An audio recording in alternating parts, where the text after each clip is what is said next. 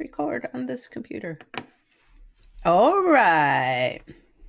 Hi, friends. We are back. I hope everybody enjoyed their holidays and did whatever they needed to do to make waking up on a Monday yesterday better in a new year, whatever that means.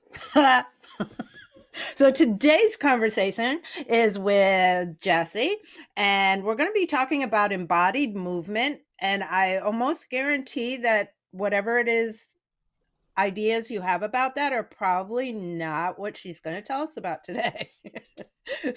Then I think it's important, right? I think that we live in our heads an awful lot, and that's not completely healthy. But Jessie, I'm going to throw it to you and let you introduce yourself to the lovelies. Thank you, Dawn. Happy New Year to you. Happy New Year to everybody else. One of my deep beliefs right now, one of the gifts that 2020 gave us was an opportunity to kind of really shake up our concept of health and wellness and how we take care of ourselves and what really kind of is working, what's not, what should we be paying attention to that we might not be.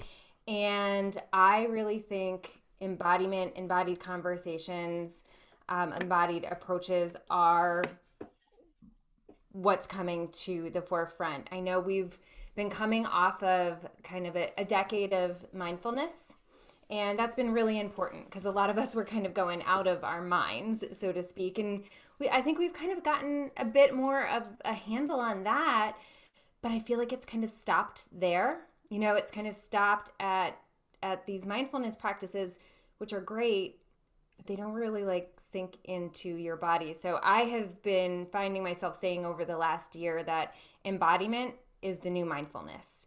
So it's the space I've been working in for a long time. I can share a little bit more about my story and kind of some of the nuances of how we can all recognize, hey, we do live in a body, and what sensations are available to you. How do you get in touch with your sensations? How do you actually start to discern different qualities of sensation?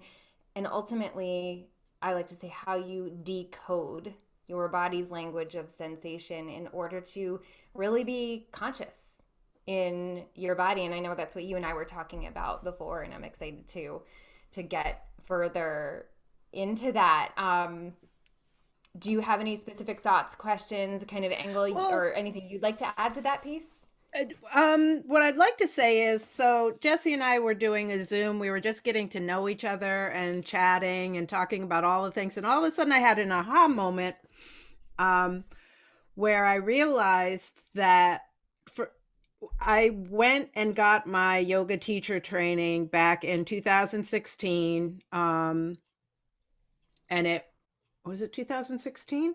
Yes, 2016. And, it was a year plus on after my husband had died. And I didn't really understand why I had such a calling to do it because I wasn't actively practicing. I wasn't, you know, I wasn't even taking care of my body at that point, and I didn't know where it came from. And my aha moment was that I all I knew is I really needed to get seated back into my body at that time. I maybe not didn't know that verbally, but intuitively, I think I knew.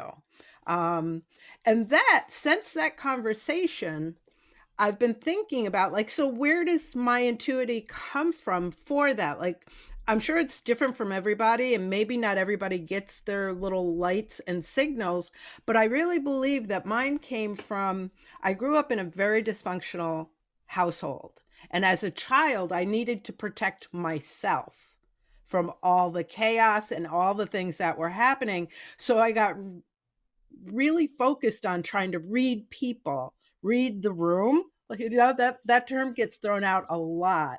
I would read I still do. Every room I come into. I come into a room, you know, it may look like I'm walking in normally, but in my head, I am reading everything. Where are the exits? Who looks crazy? Who doesn't? Who might I have a pleasant conversation with? All the things I'm getting goosebumps now just verbalizing this because I've never verbalized it outside of my own head before. Um, you know, starting to like gather people's emotions around me and figuring out where the safety zones are and where they aren't. Um, and so since that conversation that we had, when was that? Was that 2 weeks ago, 3 weeks ago now? 2 to 3 weeks ago. Yeah. So a lot of this has been going on in my head, and the more I think about it, the more I am putting pieces together.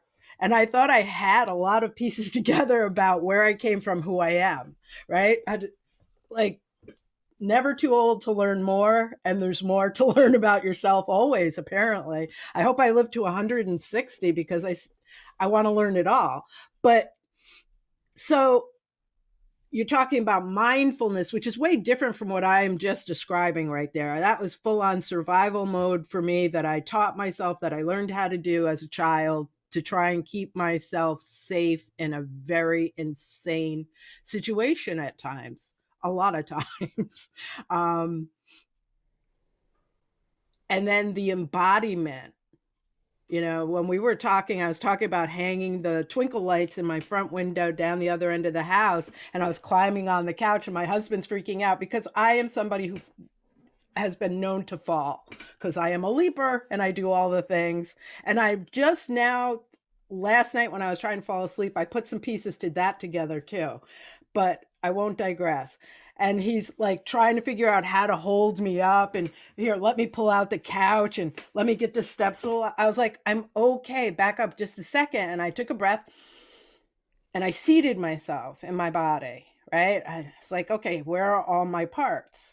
And like literally took my consciousness all the way down through to my core butt, where all of it is, and then sent it down through my legs and my feet. And I was like, I'm good, I've got that, I'm balanced. And I was able to work from there. But I needed to do that in order not to have the catastrophe that he saw in the making. So now I kept myself on track, but where did I lose myself? I said, I'm not going to go into that right now. Can you catch me back up? Oh my God, yes. So the two stories that you just told, the story about your childhood and all of the kind of inner mechanisms that were going on from the survival instinct to seek safety, all of that, and then the story about hanging the twinkle lights and seating yourself in your body so that you kind of know how to move in order to not fall. You could not have picked two better stories to really exemplify kind of what I mean by embodied movement and the practices and the awareness and the way of being in your body. So I'll tie them together in the middle, those two stories. So one of the things you first said is that all of this has been going on in your head and you haven't even really verbalized it. And that the awareness, even just since our initial conversation a few weeks ago, the pieces that have been coming together, what that tells me is not only has this been going on in your head, but a lot of it has been going on in your hindbrain. So not just, your conscious brain, which is where we get to be mindful, but in your hindbrain, which is where, that's your mammalian instincts to survive. So Is that, if I could just interrupt just for a second, is that what some people refer to as where your files are kept? Yes. Okay. Yeah. So your operating system, so to speak. Yeah, exactly. And a lot of that, that's programming that goes on without your conscious control. And that's necessary. Like we wouldn't get anything done if we had to think step by step, like you did when you were hanging the twinkle lights. You took a moment, you paused, you thought step by step, let me seat myself, where are all my bits so I can reach. That's a really useful skill to be able to do, to consciously decide that. But if you had to consciously decide every single move, we couldn't survive. So that's why we have that survival programming. That's why we have our files stored, so we can operate without having to think through every step. The problem is that we're humans. We live in a wacky world. We live around wacky people. And that programming gets really, really influenced. So you had your set of circumstances as a child, you had your set of circumstances when your husband passed away, all throughout life, those emotionally impactful moments go right to where those files are stored and create a set of programming that it takes first conscious awareness to kind of bring it to the forefront of your mind where you can kind of assess it and start to kind of change the programming, update your operating system, so to speak. So that's where kind of mindfulness lives. When we add the embodied part, you really have the opportunity to start shifting and changing the wiring of your nervous system. So where those files are kept, that influences your hormone production. That influences the tension in your muscles. That influences your physical range of motion. If you're not safe, you're going to stay compressed. If you feel safely present in your body, you're going to be more free to move. So I have a feeling something in your subconscious said, I need to go get this yoga certification a few years ago because you had stuff that Oh, so needed much stuff. to shift, change, be rewired. And even if your conscious mind didn't understand it, something in your programming knew what to do. That is where your mental intelligence meets your emotional intelligence. That's kind of another thing that we're kind of been starting to understand in I wellness the last love few the years. EQ Yeah. so So much. so you're gonna love this, and your folks are gonna love this. Um, KQ, kinesthetic intelligence, is like the next level after EQ, right? Your emotional intelligence. So So, just to make sure that people understand, explain the kinesiology point that you just said for people who don't understand or are just hearing that word for the first time.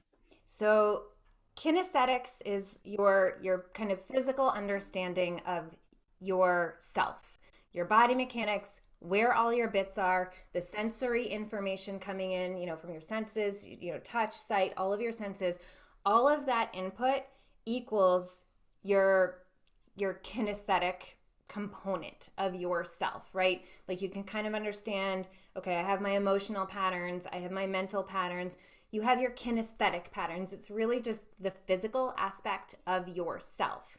Now, when we talk about kinesthetic intelligence, just like you can kind of fine tune your mental capacity and focus on certain things, just like you can fine tune your emotional capacity and kind of gain control of your emotions and shift emotional patterns, so too can you gain greater kinesthetic intelligence and have more control over your body. So when you were hanging the twinkle lights, you did a very practical experiment with your kinesthetic intelligence.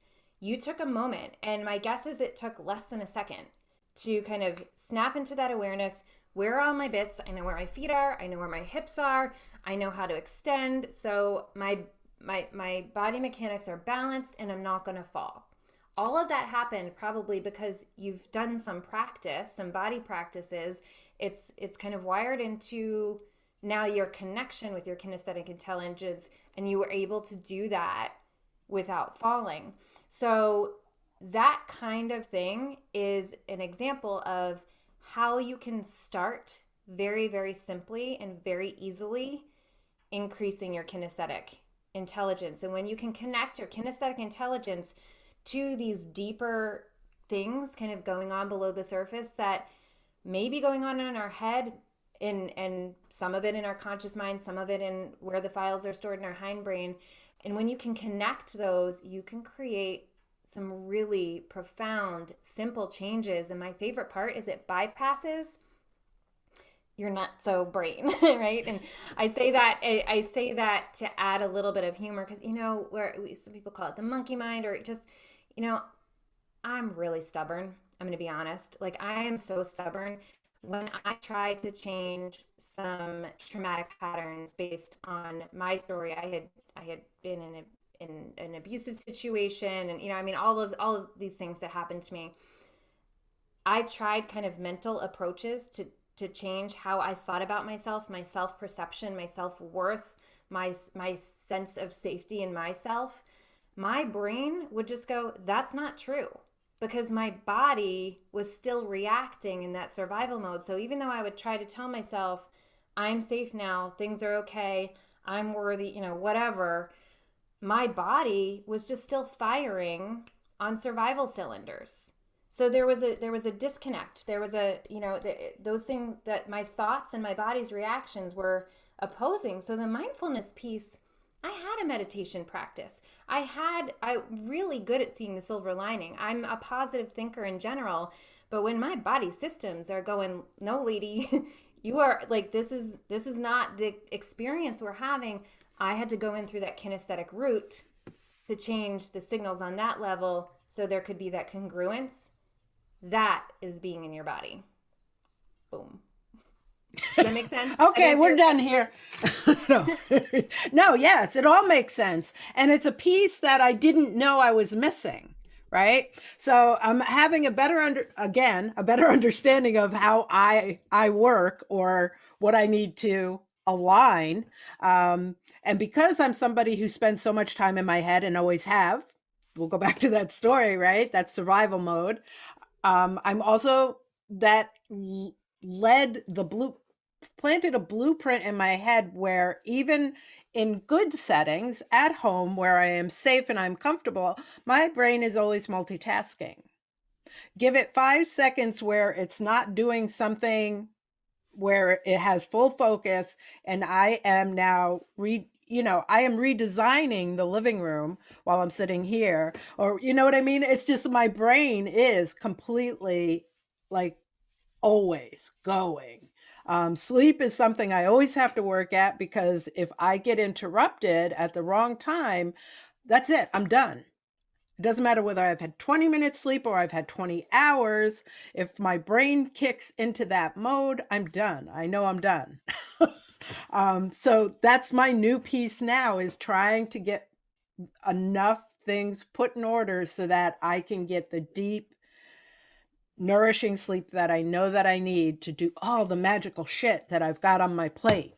Um, but also understanding that it's not just my head, that I get the body part, but that third piece, like the emotional intelligence, I didn't know that that plays with your body too, right? Like, how do I not know that? I actually value my emotional intelligence above all others. So how did I not get that piece until just that now, this conversation and having a better understanding? So a lot of times it's almost like the elephant in the room, or the thing right in front of your face, and you're so immersed in it that you can't see it for what it is. So let's put it simply like this. A lot of times you are only aware of your emotions because of something your body has done. If you get bad news, you deflate, right? You kind of sink. If you hear something exciting, your whole body kind of lifts up. Your eyebrows lift up, your chest lifts up. If you feel afraid, you kind of cringe and squish in. Your facial muscles, especially, even just like subtle, little changes to your facial muscles, you become aware of your emotion because you've got that kinesthetic hit. Then, the hormones hit, all that kind of more fluid component hits. But most of the time, we become aware of our emotions because of the kinesthetic component, because of what our body physically has done. Now, think about this over time. If you have emotional patterns, meaning there's a frequency to when you feel a particular emotion, feeling, what have you, so your body kind of takes that on, and it could be obvious and it could be subtle, right? I mean, it might be something like we can really see when somebody's kind of, all kind of crouched and hidden and hiding, or it might be subtle. It might be really more in the inner workings, like your fascia, your connective tissue, like I said, your facial muscles. But if that is happening on repeat, on repeat, on repeat, on repeat, we all know the concept of muscle memory, Right. right? Yeah, like in my head, I'm like, oh, so we have to break that. We have to, exactly. So that's where the physical component, so my practice is an embodied movement. We get to break those emotional patterns using physical patterns. So if you can connect the dots, like, okay, you have some emotional intelligence, so you're aware, all right, I had this emotional pattern, I really want to get out of it. Find one of the exercises I have people do, I call it emotional sculptures. So if you think like, okay, just for ease sake, sadness, like I've been sad a lot, 2020 was hard, I just kind of feel like down. Take your body and like let it shake. Like, what does sadness feel like? And you might feel silly, you might feel goofy. So if you need to like go in a room by yourself, close the door, do it when nobody's home, whatever. Take that shape and just really like exaggerate that feeling of sadness. Hold it for a moment, and then take the opposite shape. What feels like it just totally breaks that, and literally like let your body hold that shape, and you might feel ridiculous, like seriously, but do it. That so fun word, proprioception, one of my favorite words. Proprioception, it's your body's sense of yourself physically in space. You have little proprioceptors at the ends of your muscles that tell you weight, reach, amount of stretch, like mechanical information.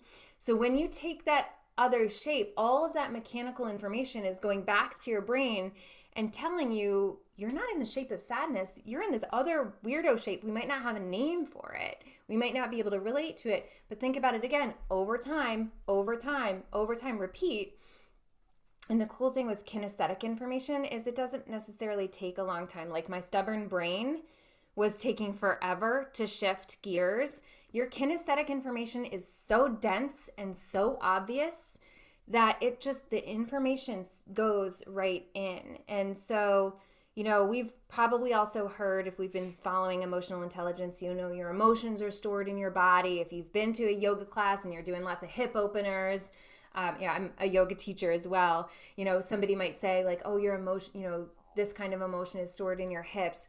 I mean, the truth is your story, your biology is your biography. So whatever is stored where, it's all in there. And it's not just in the files in your brain, it's in the files of the habits of your proprioceptors, the workings of your nervous system, the muscular structure, the fluid flow, how your fascia, your connective tissues kind of shrink wrapping you into particular shapes. You change the shape, you change the flow, you get to change your emotional and your mental patterns. So yeah, all of that with the emotional intelligence, kinesthetic intelligence, especially if you're stubborn and you have trouble making change, this kinesthetic avenue is such a relief because it's easier, quicker, powerful, and really truly profound. You get to change how you feel moving in your body, period. So, what is the simplest way for someone to get started? I mean, you just explained a super simple way from one kind of an emotional context, right? Which makes, for me, I got a really great understanding from that. Like your poster behind you, no standing, only dancing. When I was in the deepest part of my grief, dancing was how I coped. I would go out into my huge driveway at the top of the twirly mountain where I lived, right? There's no street lights at the top of this mountain. And I would, under the stars, I would have on my headphones and I would blast my music and I would dance.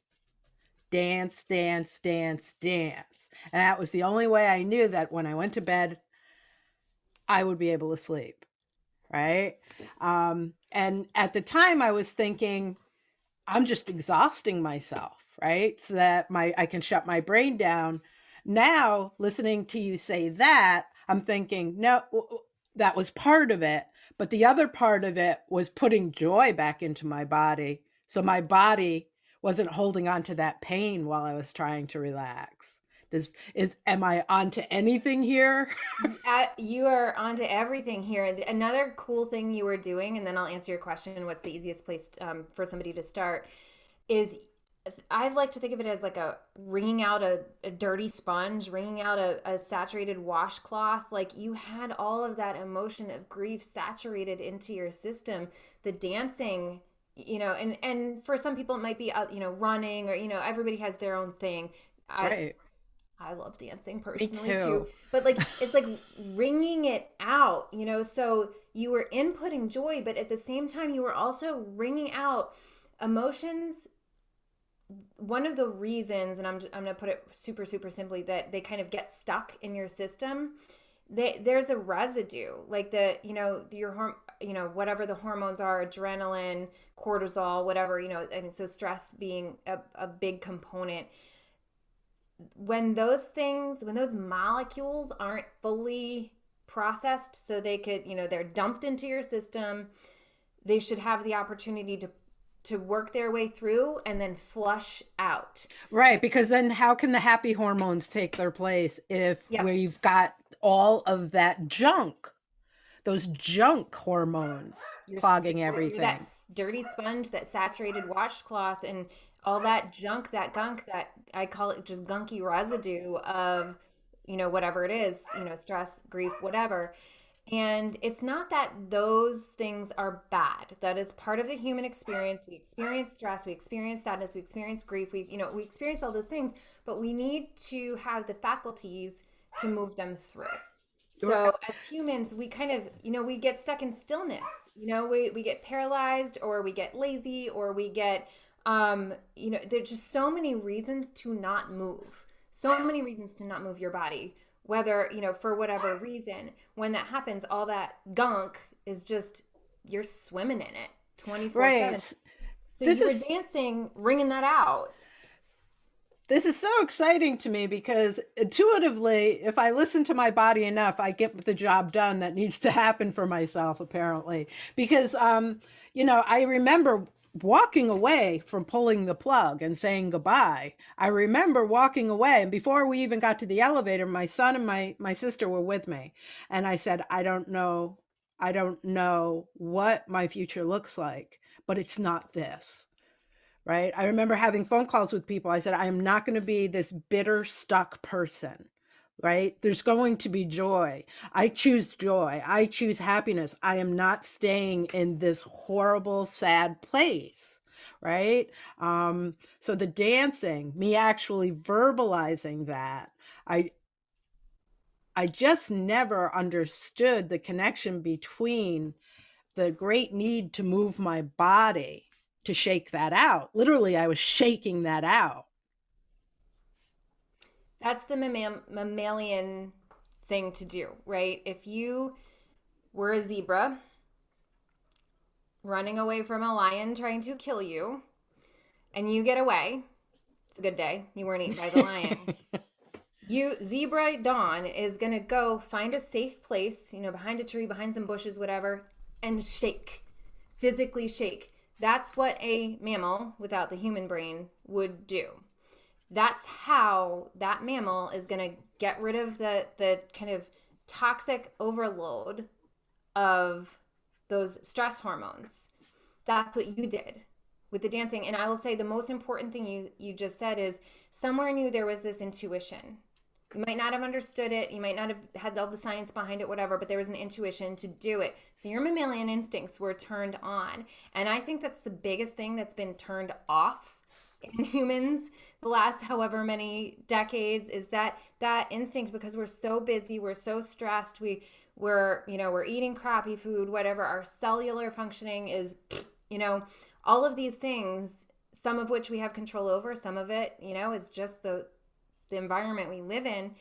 Our connection to that instinct has been turned off. And so the whole point of what I teach with embodied movement is simply just to turn that back on. And for some people like you and I, like, go wildly dancing under the stars feels awesome, even if, like, we don't feel like it. We know we have that drive, that instinct to do it. Some people, that's not it. And what I like to say is that's okay. Like, you don't have to be a crazy under the moon dancer. You don't have to be the yogi who goes to their out, Right. 90 Find minute. out what works for you, right? There's more than one way to do every damn thing.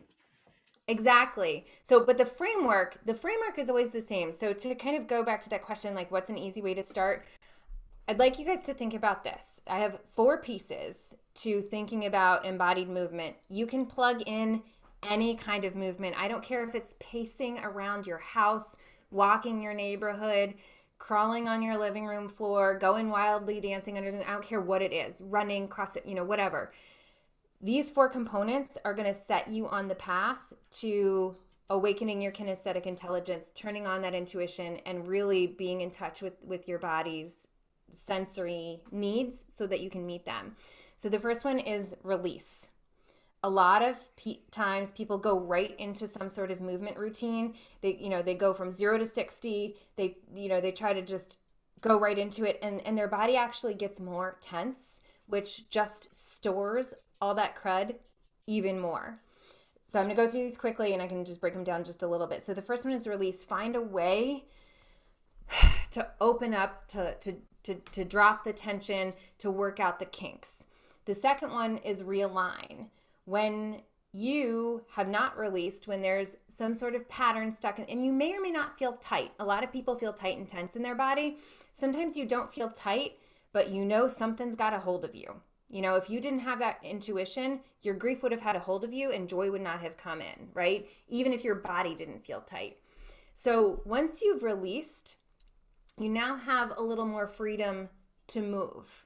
So you probably had some alignment, and I'm talking, like physical alignment patterns that were keeping you, like even if you were a little bit of a huncher, that cuts off the bottom chambers of your lungs. You can't get the appropriate breath. If you have a lot of neck and shoulder tension, your cervical nerves are compressed. So that kind of thing. Once you've done some release, you can realign. You can make some of those mechanical adjustments so that signals can move appropriately. The third, which is one of my favorites, is strengthen. And that does not have to mean you need a new weightlifting routine. But whatever it is, and this is the piece that in my personal journey made everything kind of, I came back to myself. I had this moment. I was studying for my personal training certification. I had just gone through a divorce. I was like internally a disaster. And I was studying for my personal training certification kind of with my yogi goggles on. I had been teaching yoga for a few years already. I'd had a meditation practice. So I looked at movement. That's how I looked at movement, with awareness, with how do I feel? What are the emotions going on? That kind of thing. And I was practicing these strengthening moves, and I felt so stupid because I hadn't picked up a dumbbell like ever in my life. I'm this like lanky, like yogi dancer lady. And I'm like, I don't know what I'm doing, but I'm doing it because I got to learn it. And all of a sudden it was like a click moment. I was like, oh my God, I feel strong. Like I feel strong. It was not about my little baby biceps. I still barely have any, but like it was this moment, and it was that kinesthetic input. I was practicing strengthening moves, and my inner strength landed back in me effortlessly. I mean, yeah, it took effort to lift the weight, to do the strengthening moves, but what I did was I created the environment for that deeper shift to happen. Release, realign, strengthen, and then refine, which is just a sweet way to say it's not a one and done thing. We have to keep combing through. There's always more layers. Like you said, just in the past few weeks, you had things come up that you didn't even know were in there, or dots that connected that you didn't know that, the whole point is to teach these kinds of very simple tools to be present in your body, to feel your body's sensory information and move accordingly, so you can continue to do this. I've had my people say, you know what? I don't yell at my kids as much. Because when they come storming in and they've just, spilled their dinner, my body, there's a moment like between stimulus and response. When we're like out of control, that moment is like this. And it just, reaction happens. But when we can just pull that apart just a moment, just a split second, there's a pause between stimulus and response, and you can react. So all of these things, and so think about that over and over and over and over and over again, that instead of your body being in reactive mode, but being in responsive mode, that's That's the easiest way. Think about the framework: release, realign, strengthen, refine. Create conscious body practices all day long. It could literally be like, how are you standing when you're doing the dishes? It could be, how are you getting the groceries out of the car? And it can be, whatever your, if you have one, or create one, a movement practice: walking, working out, yoga, whatever. That same framework can be applied. And I think that's the easiest way to access this level of And kinesthetic. I think, and you can correct me if I'm wrong, it doesn't matter what shape your body is in. You can do this, right? And like, when people feel like they have so much work to do, and their first immediate thing is, I need to go to the gym. Well, if you've been completely out of touch with your body, right? And I can't help but think of how out of touch someone can be, because if you're living in a body that you consider unacceptable, right? It's oversized. You are so disconnected, you have no idea. So to go in and start doing these movements, it's almost like you're asking somebody else's body to do those things, right? So is it any wonder that people can't get far enough past that nonsense to actually start doing the work?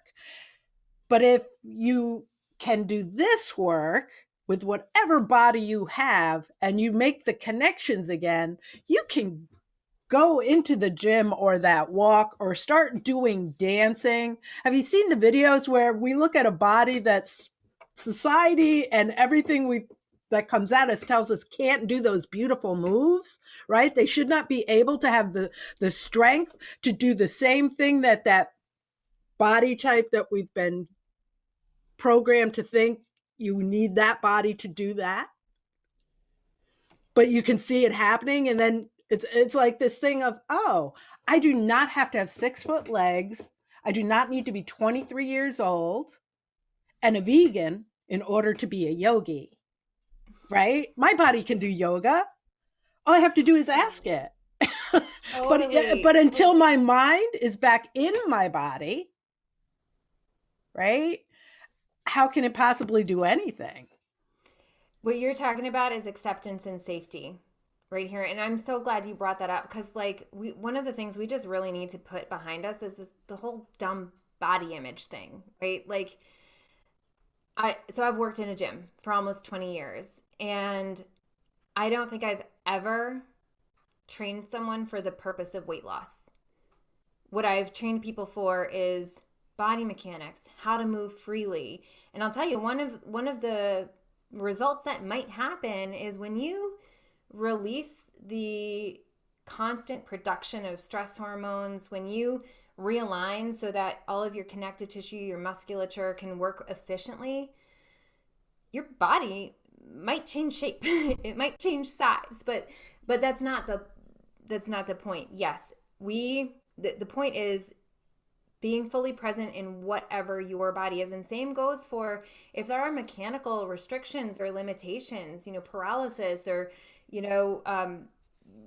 missing a common body part, whatever it does, whatever your body that you have is, that's the one you want to move freely in, period. And, when you said, like, you asked, I never heard it put this way, like it's like asking somebody else's body to do it.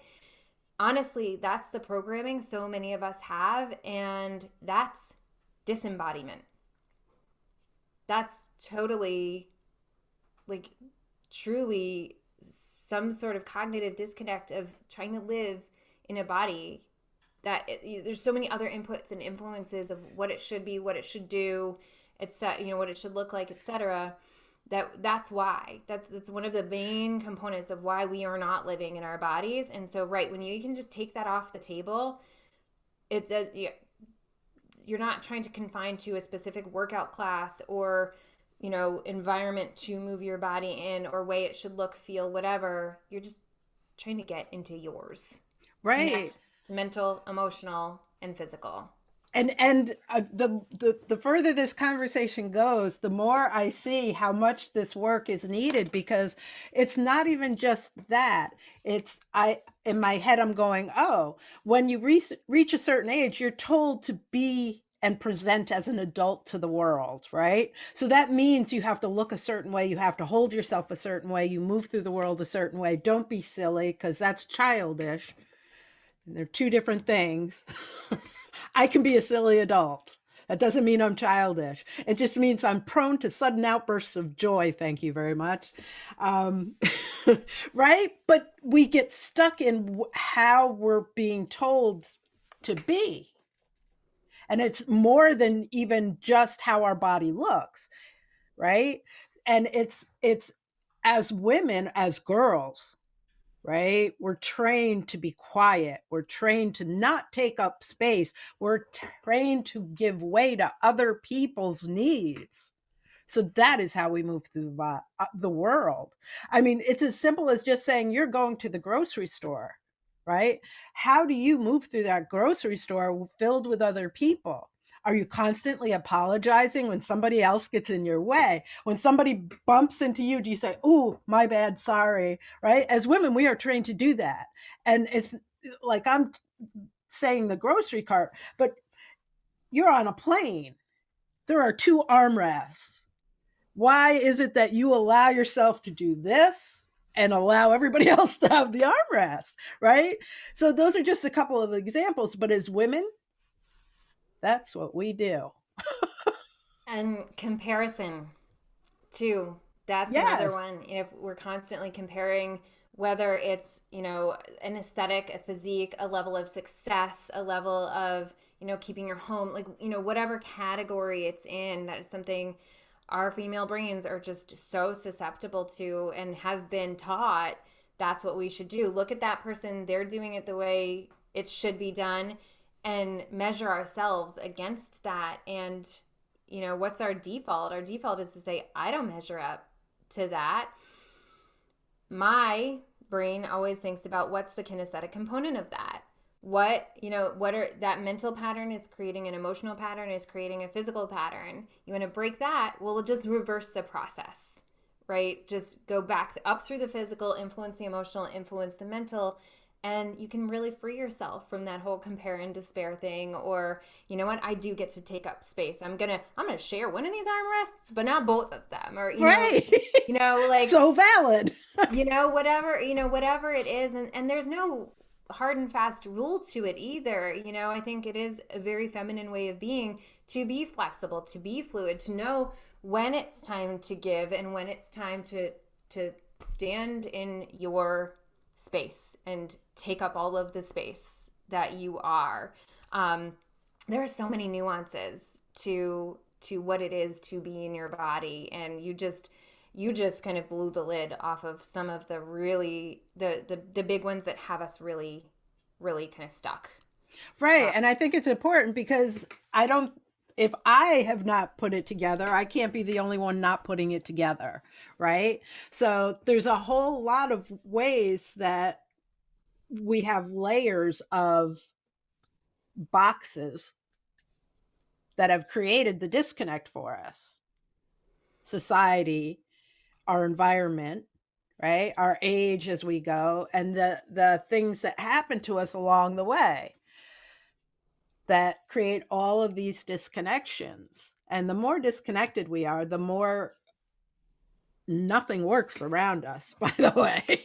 You cannot, you can want and state that you want happiness all you want, or that you want joy. But unless you start actively trying to create that and figure out what it is that you need to work through, right? And we're not all going to start in the same place. But unless you have any awareness of all at all about what it takes, then we can't get there from here anyway. Absolutely. Absolutely. And I think, at some point you had said, like, this is so needed right now. I truly think going into this year with so much having changed over the last year, it gives us an opportunity to start making space to develop this kind of awareness, to start um, really kind of bubbling up to the surface how vitally important this is, and to start really to living in that space. I think embodied practices, embodied approaches, whatever the field of wellness is, whether it's, you know, how you take in food, how you take care of your mental health, obviously how you take care of your physical health. I think if we can elevate all of the different avenues in wellness to have an embodied component, to realize that level of support does not really go anywhere unless it's influencing your physical body's functioning. You know, we're missing the boat. So I think not only is it timely, it is like imperative right now, and we have the opportunity right now with everything shaken up to really say we have to come at our health from a different angle. We have to include the kinesthetic component. We have to include the body presence and awareness, all of it. We have to include that in however we're taking care of our health and well-being. It's another layer that's been oddly dissected out of how we approach, and the truth is it can't be dissected out. We've ignored it, and now it's time not to.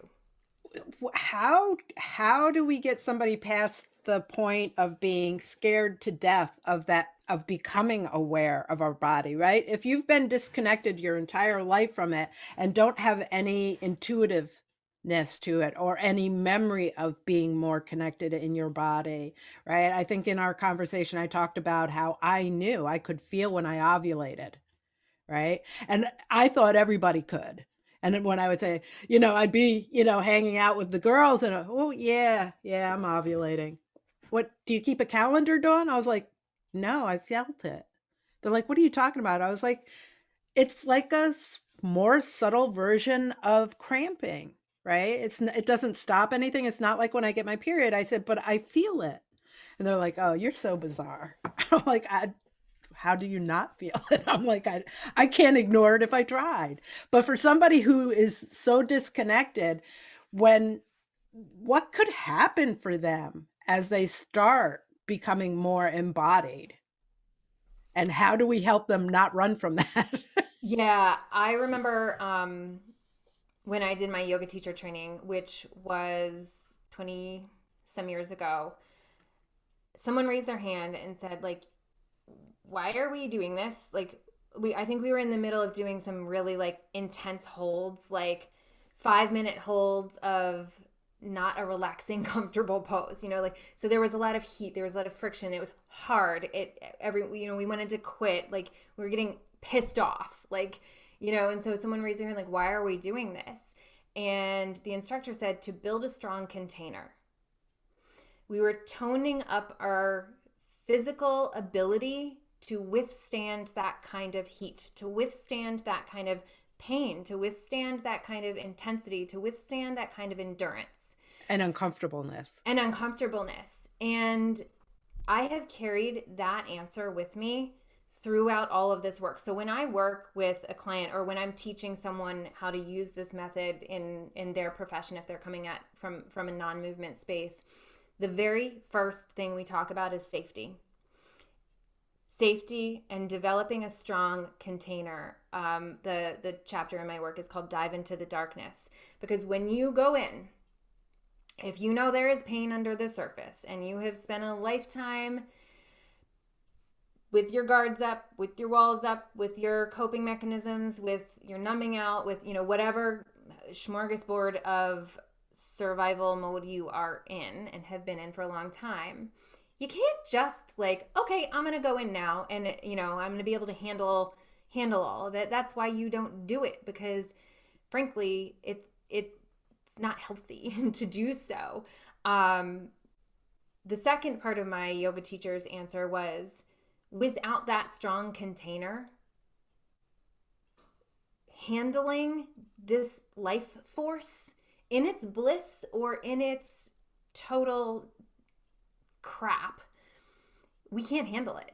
We would go insane. We would be like we would, I don't know, implode as being an alive human being. I don't know, but like we could not handle it. So to someone who is like, I don't know about going into that space, because there's some stuff in there and I don't know where to start. I don't know how to access it. I'm not going to be able to handle it. I don't know what to do with that information. Should I even get to it? The first step is to put in some practices simply to build some resiliency, to create a strong container, to create the kind of mental focus that's aligned with your nervous system. So as you start peeling through the layers and going deeper and finding, oh my God, that shoulder pain I've been having for years, the story unraveling from that is, XYZ, whatever.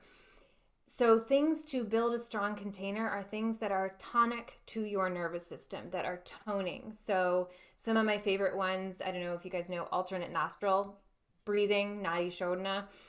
You don't have to be a yogi or have a yoga practice to do it. So just, Google it, alternate nostril breathing.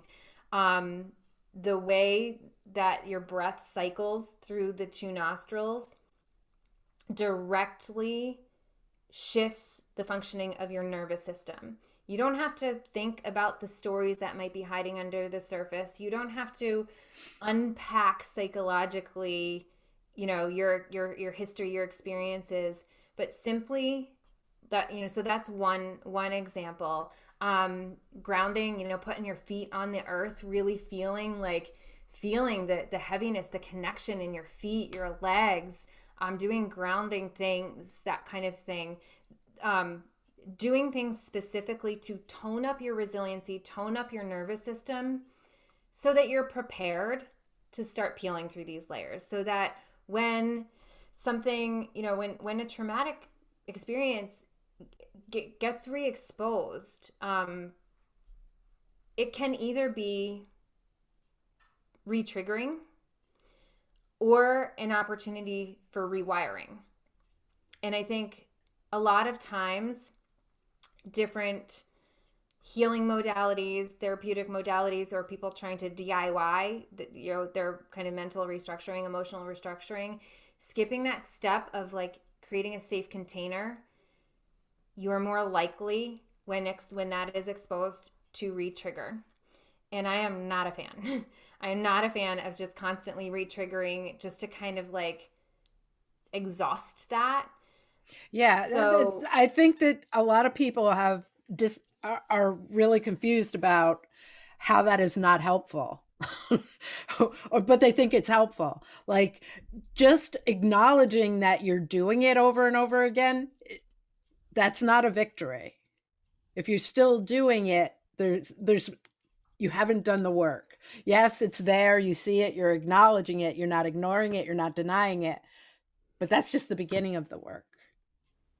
absolutely. And where the work changes to over here to the rewiring is when your brain and your nervous system get the slightest hint of safety, the slightest hint of comfort. It doesn't have to be like the world has changed, everything's okay now. Now I can go in and do, but like literally just a little thread, a little like one little molecular hit of safeties. There are somatic practices, there are touch practices that you can do yourself. It doesn't have to be touched by somebody else.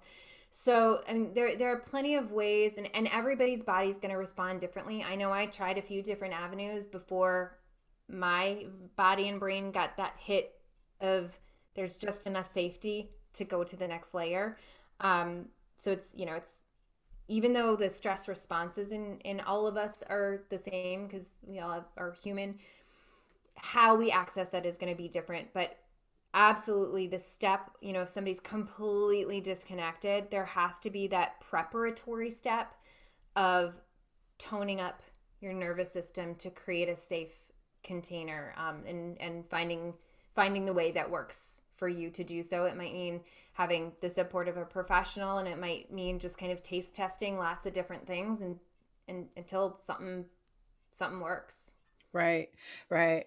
Um, I also would like to maybe bring in, and this is just another thing that popped into my head from this conversation, is that I believe that a lot of the continued disconnect and the not allowing ourselves to connect to our body freely, all of that, not allowing ourselves to express body, embodied joy.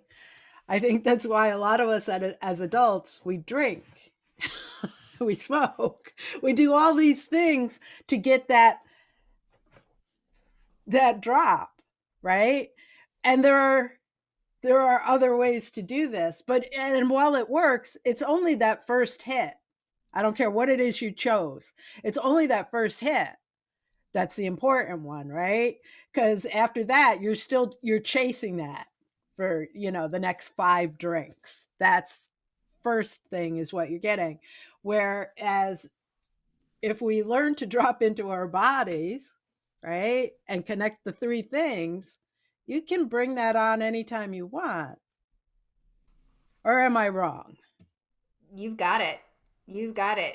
It's access to how your body should be functioning without all the garbage in the way. You've got it. Okay. So, I thought I was a little bit intrigued after our first conversation. This one's got me all fired up. I'm going into the other room and talk to my body now. I love it. And I also want to just throw out there, as somebody who did train with yoga, there are two things that I rely on. Doesn't matter if I do nothing else, and that's savasana and legs up the wall. Right? It's savasana, and it's like when we were, I think it was our first meeting during yoga teacher training, and she went around the room and asked us all what our favorite pose was. I was like, full stop, savasana. And everybody laughed because they were like, oh, she just likes to lay on the floor. I was like, no, I like to feel my entire body and focus on my entire body melting into that floor, right? And feeling that connection. Like if I'm feeling completely squirrely out of myself, ah, just let me go and connect, right? Like, and then just start taking it down through the basement into the ground. That's why I love savasana. It's not that I don't, I love to be lazy too, but that's what savasana is for me. It's getting back that connection. Like, Dawn, you're not all swirly over here on your own. You're not floating up into the atmosphere. You are here. And legs up the wall is the only way I can begin to disconnect my brain and bring it back down from the atmosphere too. Absolutely. I love legs up the walls at one of a, in the category of inversions, even though you're not completely flipped upside down. And that's such a good example of just you change your kinesthetic positioning, and all of these things are happening that you don't even know. The lymph drainage in your lower body, the effort of the circulation, your blood circulation, the restoration to your brain because your musculature is not having to work to hold this bowling ball of a head up. All of those things, those are both very integrative poses, and so I think the reason why you like them so much is they really create an environment for all that is frazzled to kind of just settle back in. And man, we all need that right now Yeah. these days. Yeah. Like I was doing legs up the wall before I went to bed last night. And literally, it doesn't matter how many years I've been doing it and why I know I do it and why I need to do it. And I'm doing it for the first 5 to 7 minutes. I'm like, this isn't going to work. This isn't going to work. And then all of a sudden, here comes the hit. Oh, no. Yeah. Oh, yeah. Let me, let me lengthen my neck now. Oh, yeah.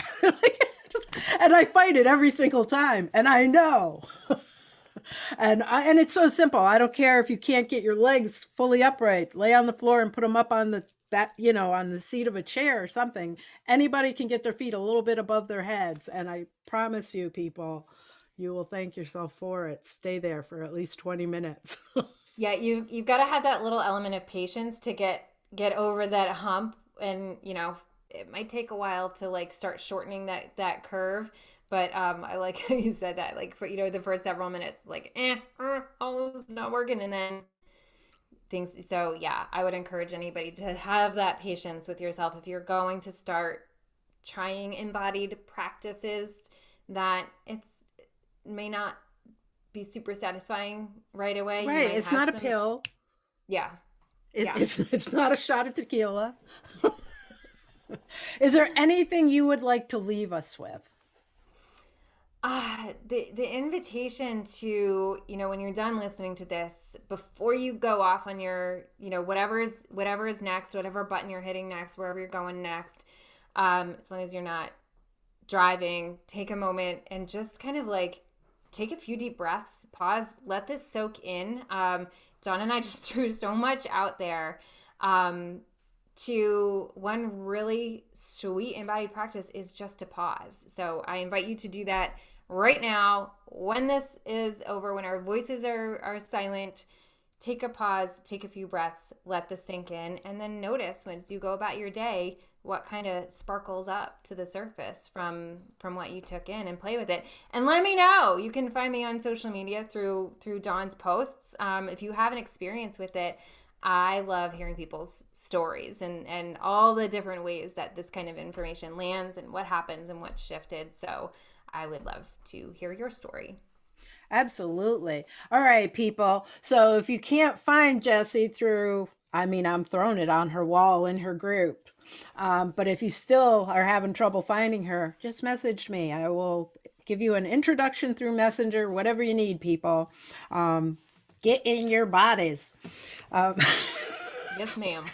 yeah, that was my Austin Powers moment. Thank you so much for having this conversation with me. I absolutely hope that we've hit some connections with people and they've made a little bit of an aha to go, I need to know a little more. This might be something I need. That would excite me. And if anybody wants to tell us about that, please let us know. I know people are watching these videos. There's not a lot of communication, but if they're getting viewed for 700 times, I know they're making a connection. So let us know what's hitting with you. What else do you need? What are your questions about this? As you can see, there's a wealth of information waiting to come at you here. Thank you so much, Jessie. Thank you so very much. I can't wait until we can meet in person and you can have classes and I can like absorb the energy of everyone getting this. That's a hit I need. I agree. I definitely miss it. I've moved to doing some online courses and working with people online, and it's awesome, but it's not the same. So I know you and I aren't too far away from each other here in New York. So yes, when as soon as we can, let's go shake it up out in the Yeah. physical world together. Awesome. Thank you Okay. for letting me into your Yes, space. I appreciate ma'am. you. Have a wonderful day. You too.